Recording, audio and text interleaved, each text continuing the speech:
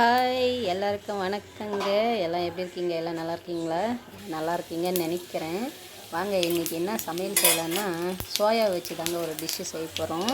இந்த சோயாவை வச்சு ஒரு சிக்கன் டேஸ்ட்டுக்கு நம்ம செய்யலாம்.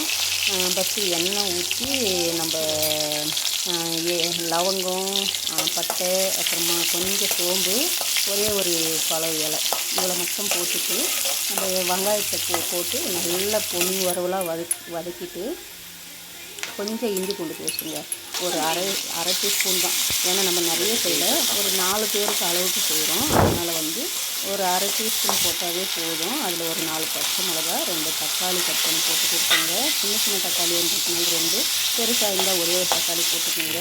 போட்டு நல்லா வதக்கிட்டு அதில் உப்பு, மிளகாத்தூள், கொஞ்சம் கரம் மசாலா, கொஞ்சோண்டு நம்ம சிக்கன் மசாலா பவுட்ருங்க, இவ்வளோதான். அதை போட்டு நல்லா அது கொஞ்சம் தண்ணி தெளித்து நல்லா அந்த தொக்கு வர அளவுக்கு பண்ணிடுங்க. பண்ணிவிட்டு நம்ம அந்த சோயாவை வந்து சுடுதண்ணியில் ஊற்றி நல்லா அலசி நல்லா 2-3 வாட்டி தண்ணி பிசிஞ்சி நல்லா எடுத்துடணுங்க. அது எடுத்தால் தான் அது வேறு மாதிரி டேஸ்ட் இருக்கும்.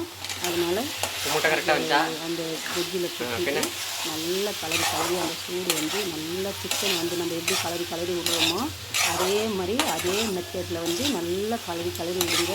கொஞ்சம் நேரம் மூடி வச்சு அதை ஓப்பன் பண்ணி நீங்கள் கலரி வச்சிங்கனாவே அது சூப்பராக வந்துடும்.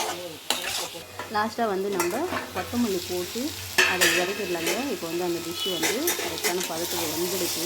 இப்போ இறக்குறதா தான் எங்கிட்ட கொத்தமல்லி இல்லை, அதனால் வந்து கருவேப்பிலை தான் இருந்துடுங்க. அதனால் 2 கருவேப்பிலை மட்டும் போட்டு நம்ம கலரி இறக்கிடலாங்க. நீங்கள் ஒரு வாட்டி உங்கள் வீட்டில் செஞ்சு பாருங்கள்.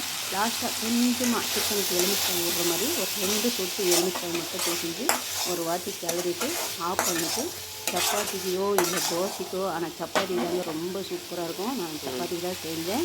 இந்த டிஷ் உங்களுக்கு பிடிச்சா லைக்கும் பண்ணுங்கள், சப்ஸ்கிரைப் பண்ணுங்கள்.